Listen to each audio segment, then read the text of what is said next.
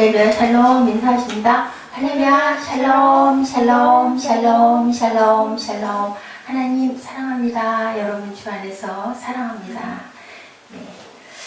유다왕 아마시아 얘기 11개 14장 1절에서 16절 말씀 저희들 우리 함께 읽어봤죠. 사람이 어떻게 해야 돼요? 멈출 줄 알아야 된다. 오늘은 멈출 줄 아는 신앙, 어떤 신앙일까? 네, 그렇게 한번 말씀을 나눠봅니다. 유다왕 아마시아에 대한 말씀이죠. 짧게 기술한 그 아마시아의 삶을 살펴보면서 우리는 나갈 때가 있고 멈출 때가 있고 분수를 알아야 되겠다라는 생각을 저는 했습니다. 산에서 계단으로 된 내리막길 내려올 때 어때요? 중간중간 쉬지 않고 내려오면 내려오도 잘못하면 꼬꾸라져서 넘어지기 꼭 맞아요. 그죠? 오르막길보다 사실은 내리막길이 훨씬 더 힘든데 올라갈 때 아주 다리가 너무너무 아프잖아요. 그래서 딱 올라가고 나면 아이고 이랬다 하지만 내려올 때는 다리가 풀려가지고 더더군다나 높을수록 더 힘들더라고요. 보면 중간중간에 평평한 곳이 있어서 조금씩 쉬면 좀 내려가기가 훨씬 수월하죠. 사고가 나지 않습니다. 야외 오늘 본문에 나오는 아마시아는요, 초기에는 조용하게 공복이를 보였어요. 그죠? 야외 보시기에 정직히 행했다. 이렇게 말씀하고 계세요. 나라가 그 손에 굳게 섰고, 그 다음에 모세율법을 그대로 지켜서, 자기를 죽인 역적들, 자기 왕을 죽인 자녀들은 죽이지 않고 신복들만 죽이는, 그러기 쉽지 않은데, 그러죠? 씨를 남겨두면 안 된다고, 멸문을 시켜야 다시는 반역을 일으키지 않는다고. 우리나라에도 보면 역사에 그렇죠. 그래서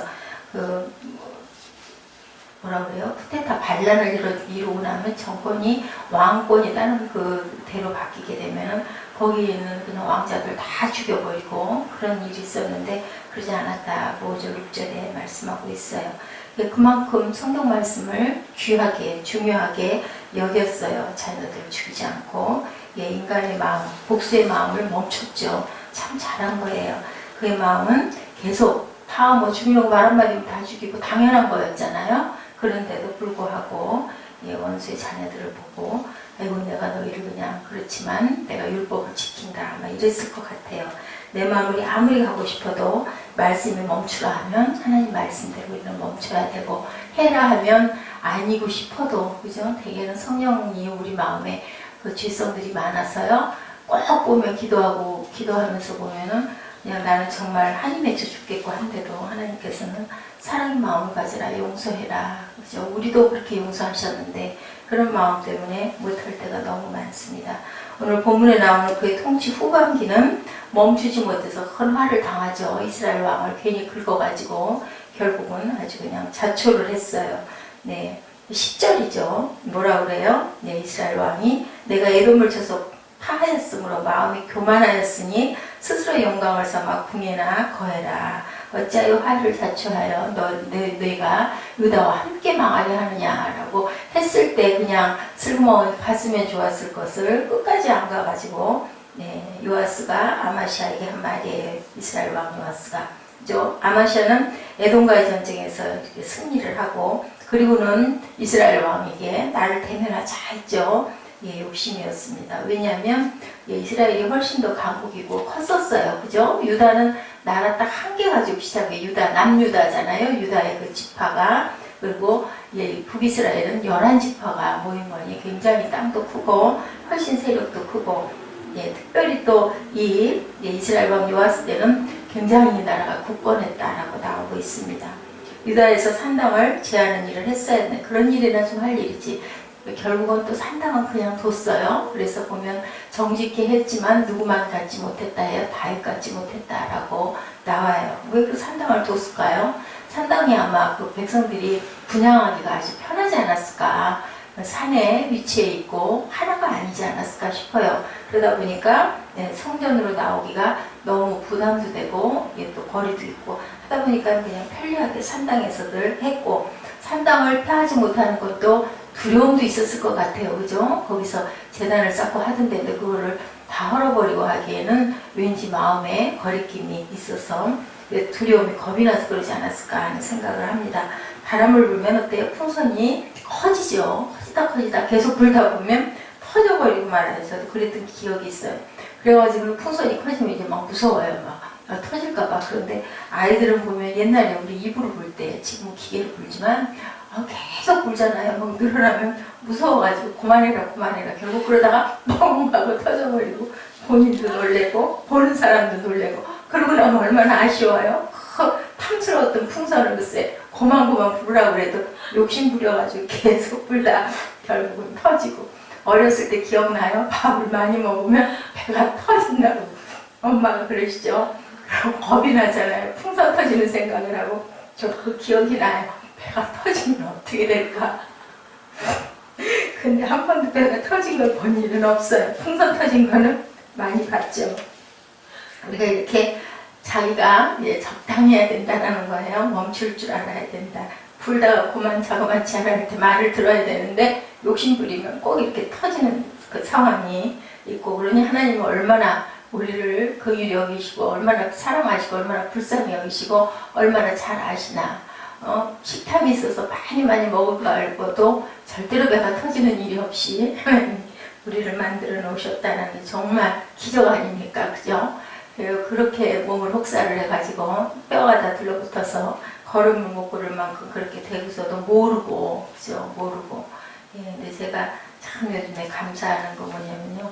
하나님 참 사랑하시는구나. 이렇게 해서 그래도 또 엎드려 기도하면서 그런 걸 깨달아서 거기를 또 스스로 찾아가서 약을 먹어가지고 오늘 아침에도 계단을 3층을 올라오는데 오늘은 특별히 또 다리가 굉장히 가뿐하다는 느낌이. 요즘에 얼마나 잠만 자요 맨날. 얼마나 자는지 얼굴이 부을 정도로 머리가 까치동이가 될 정도로 자는데 자야 되기 때문에 자는구나.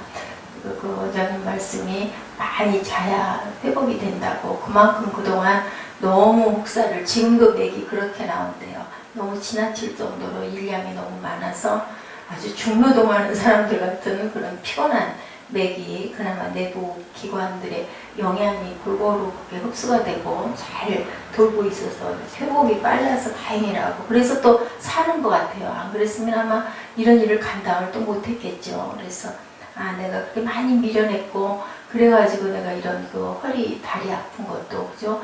아무 신호가 없는 게 더 불행한 거예요. 항상 하나님이 야단을 쳐서 우리가 조금 환난을 당하는 게 우리에게는 감사하고 우리를 살리시려는 것인 것처럼 몸도 신호가 왔을 때 우리는 알게 되잖아요. 안 그러면 모르죠. 이거 그냥 어느 순간 확 딱 멈춰버리면 그냥 끝나는데 이렇게 아프게 해가지고 그 연장시켜 주시려고 한의원을 내가 찾게 됐구나. 생명을 살려주셨구나라는 그런 감사가 우리가 행해야 되죠. 뭐든지 믿음도 마찬가지예요.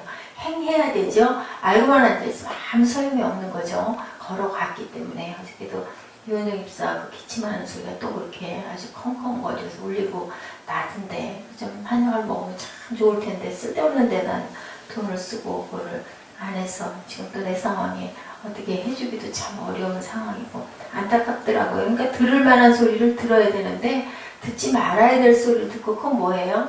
좋지 않은 길을 자꾸 가는 거죠. 그게 중요해요. 귀와 눈이 마음같이 바로 열리고 바로 잡혀야 된다는 게. 우리 오늘 이 말씀 뭐 더 길게 말씀 안 나눠도 멈출 때 멈춰야 되는데 그 아이들이 지나치게 욕심부려서 불다 뻥 터지는 그 풍선처럼 결국은 죽을 수밖에 없는 이런 그 경우를 만들어 놓는 거.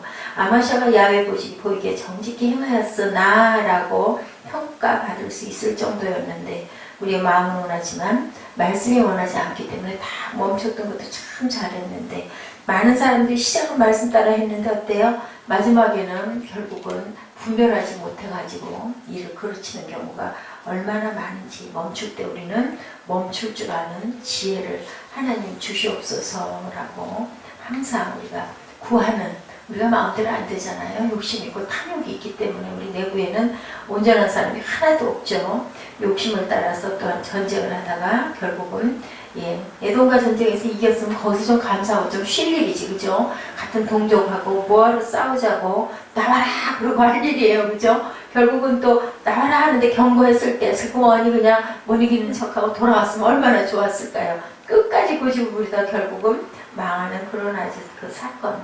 에돔과의 전쟁에서 큰 수확을 얻은 그는 이스라엘과의 전쟁을 통해서 더 많이 얻고 싶었을까요? 욕심을 너무 부린 거죠. 이런 탐욕이 우리 가운데도 많죠. 교회들도 마찬가지입니다.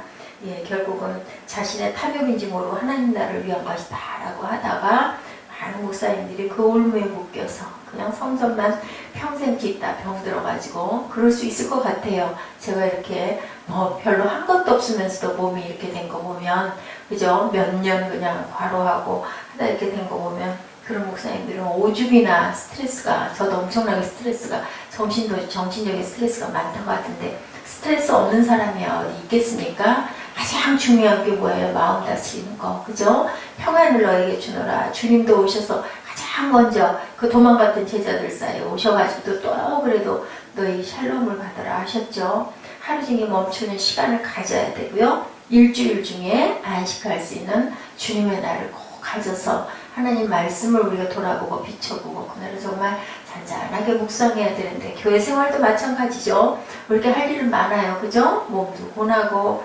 피곤하고 그러면 쉴 날이 없어 소리가 나오게 되는데, 우리가 정말 은혜를 충만히 받으면 이걸 얼른 해치우고 그 마음이 아니라 그저 하나님의 집에서 내가 오늘 정말 평안해야 되겠다, 내가 힘을 받아야 되겠다, 샬롬해야 되겠다 하는 그런 마음가짐들을 우리가 가져야 할 줄로 믿습니다. 진짜로 멈춰야 할 일을 우리가 분별해야 되겠죠. 가야 할 것, 멈춰야 할 것을 분별할 수 있는 힘을 주시옵소서, 능력을 주시옵소서. 그런 마음, 우리가 갈 때와 설 때를 좀 잘 알도록, 오늘날 말씀에 따라서 시작하는 것을 잘 알면서도 멈추는 것을 못해가지고 낭패를 당하는 일이 참 많습니다.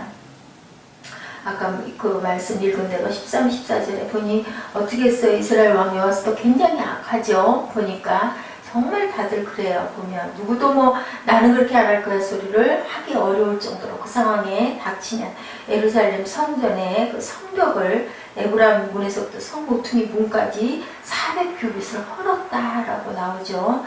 야외의 전과 또한 그 오이궁 곳간에 있는 금은 모든 기명을 취했다. 이 오이궁이 누구 궁이에요?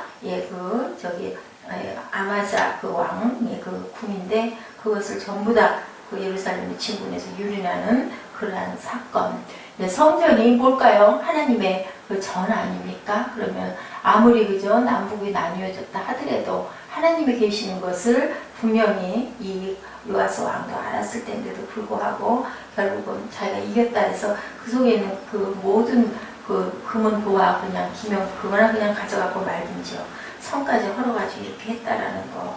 우리가 정말 잘못된 부분들은 우리가 깨달아야 하는데, 결국은 어떻게 될까요? 이렇게 해서 잠깐 해봐야 그 쓸데없는 그 영화, 그건 뭐 갖고 가요, 그죠? 그렇게 하다 결국은 본인도 나중에 또 죽게 되는, 아주 죽고 죽이고, 그냥 아주 계속 됩니다. 우리가 말씀도요, 어느새 하나의 수단이 돼서 내가 욕심을 가지고, 가는 길에 에너지는 될지언정 멈추게 하는 기능을 하지 못하지는 않는지, 말씀도 내가 필요한 말씀만 아멘하고 받고 마땅치 않은 말씀은 그냥 노멘하고 받다가 보면 결국은 나도 똑같은 경우가 된다는 것을, 우리가 또 입에 쓴 약이 몸에 좋잖아요. 처음엔 약 먹기가 굉장히 힘들었는데 이제는 그 감초 향이 오래오래 입에 남아있고, 요즘 편한 거는 그 커피를 거의 하나 먹는 건 뭐냐면요, 편안하고 싶어서, 좀 쉬고 싶어서, 뭔가 좀 분위기를 좀 느끼고 싶어서인데, 요즘에 커피를 좀 가까이 하지 않게 돼서 조금 안타까울 때가 있어요. 일부러 가서 만들어다 먹어도 그 맛이 나지가 않고,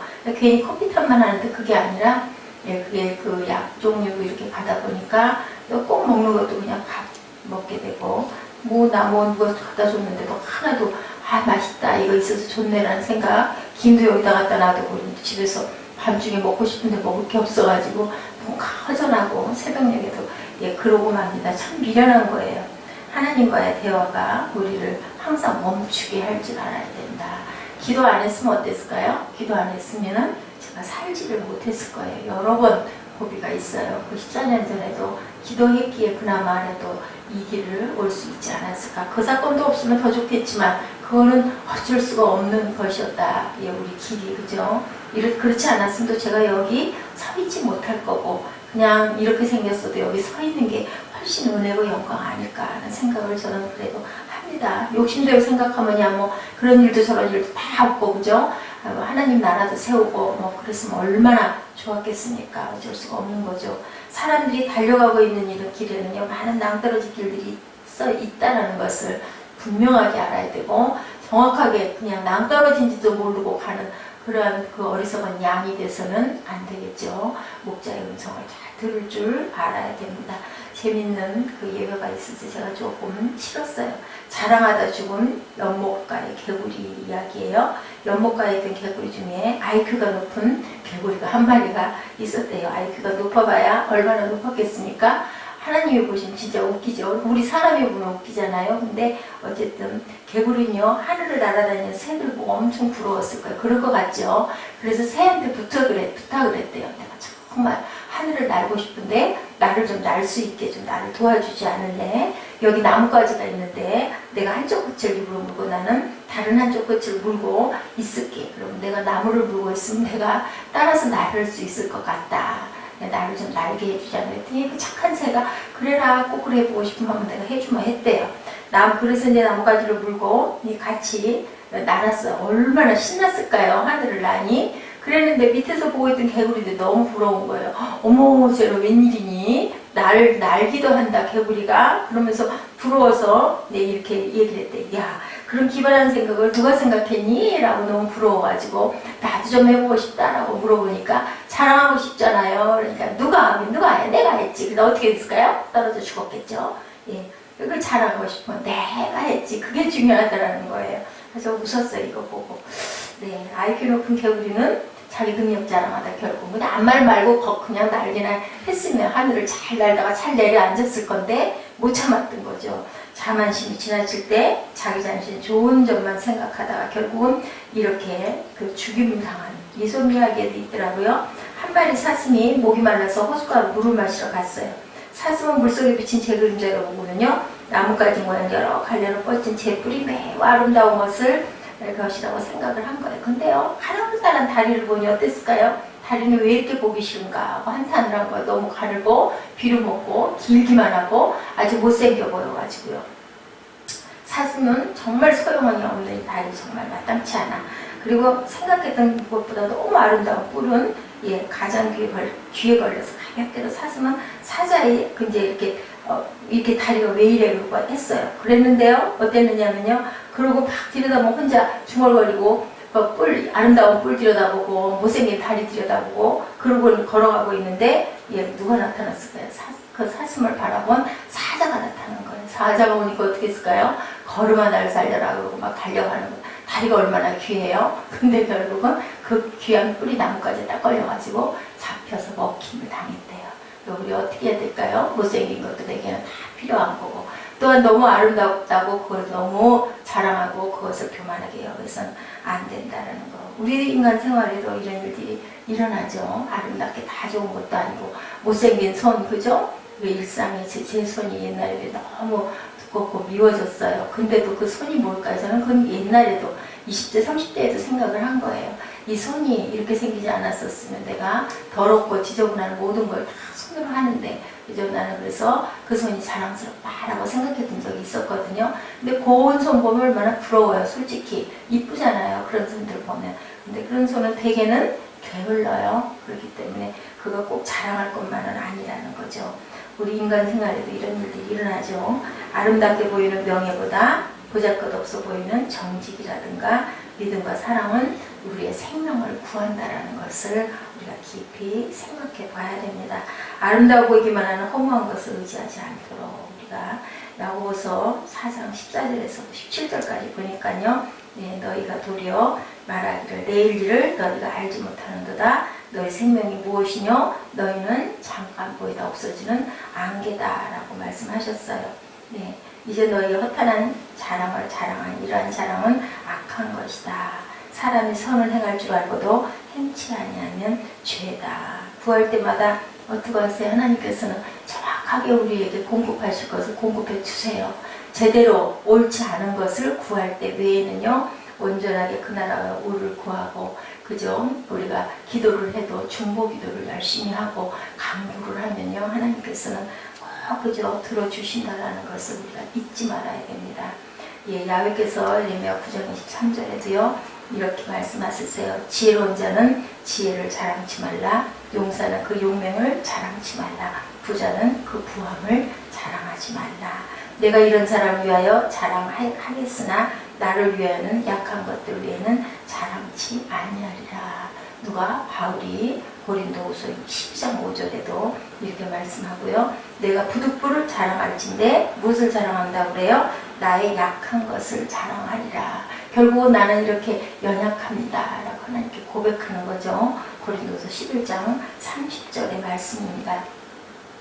기록된 바 자랑하는 자는 주 안에서 자랑하라 한 것 같게 하려 합니다. 우리 마음에 자리 잡고 있는 자기 자랑의 욕구를 비우는 것도 중요하지만요. 하나님의 참 사랑의 풍치로 우리 마음을 채우는 것. 누구를? 하나님을 열심히 자랑하는 것. 그래 봤더니 시편 30편 2절에 이렇게 말씀해요.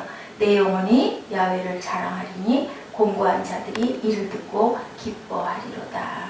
우리가 종일 하나님을 자랑하였나이다. 우리는 하나님의 이름에 영원히 감사하리이다. 하나님의 이름을 감사할 수밖에 없잖아요. 우리를 낳아주시고 땅에서 살게 해주시고 그저 우리가 자꾸 위를 바라봐서 그렇지 우리보다 정말 열악하게 못 사는 다른 헐벗고 굶주리는 자들 우리 돌아다 보면 그 사람들 교육도 못 받고 그저 사람 같지 않은 생활을 지금도 하고 있는 그런 그 약소국에 많은 사람들 얼마나 많습니까? 그걸 생각하면 우리는 정말 은혜고 축복이라는 것을 우리가 감사해야 돼요. 사도행전 8장 4절에서 24절에 보면요. 누가 나와요? 시몬이라는 마술사 알죠? 예, 어땠어요? 마술로 사마리아 백성을 놀라게 해서 자칭 자기가 큰 자라고 자랑을 했었어요. 그런데 예수님의 제자들이 더러운 귀신들을 쫓아내고 중풍병자 못 걷는 사람들 그렇게 능력을 보고 성령의 은사와 권능을 뭘 주고 살려고 그래요?